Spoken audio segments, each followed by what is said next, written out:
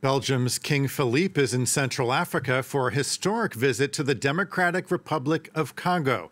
The six-day trip is billed as a chance for reconciliation in the wake of atrocities committed under Belgian colonial rule. He's being joined on the trip by Belgium's Prime Minister. The visit comes 2 years after King Philippe wrote to the Congolese president to express his deepest regrets for the wounds of the past. And for more on this, we're joined by Kris Berwouts, an author and expert on the DRC. Thanks so much for being with us. I guess the first question is, what are we expecting to come out of this visit by King Philippe? And do you think he will apologize directly to the Congolese people? It's a good question. It's the main question. Many people do not seem to believe that, but do not seem to believe he will effectively do that. But 2 years ago, nobody had expected the regret. So I hope he will surprise us again. Well, so, whether or not he apologizes directly to the Congolese people, how do you think the public is receiving this visit and these comments from the king? The public in Congo or in Belgium? Yeah, in Congo.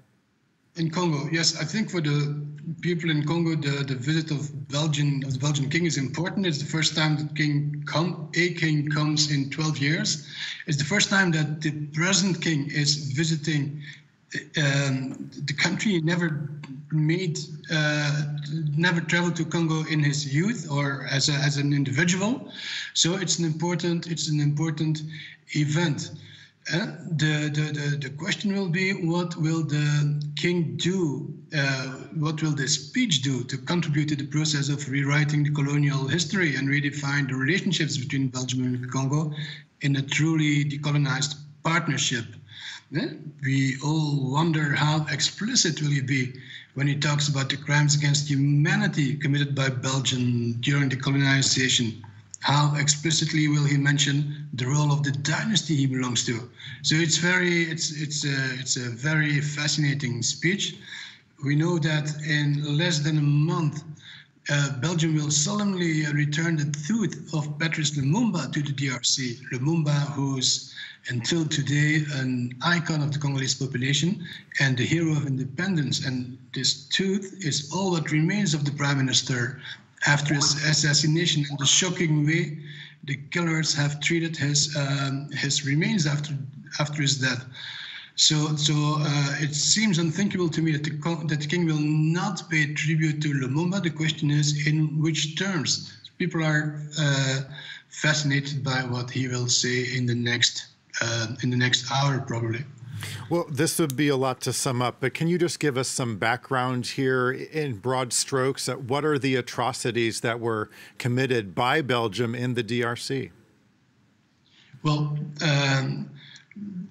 the Congo became the private property of the Belgian king, Leopold II, in 1885. And then that was the start of very intense and very cruel way of plundering the country, with extremely severe and cruel treatment of the Congolese people. Some people even talk about a genocide.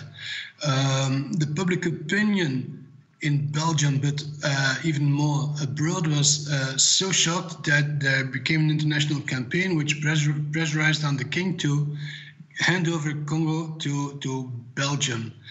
And then the situation became less cruel, let's say, but it continued to be, of course, a very colonial way of dealing, where Congolese, the Congo and the Congolese were submitted to Belgium, where the local processes of nation building and state building were totally cut off, and the country was integrated in a submissive role in Belgian history. So in terms of the humiliation and the exploitation, the situation continued to be very heavy, even if the human rights violence became less explicit and less shocking.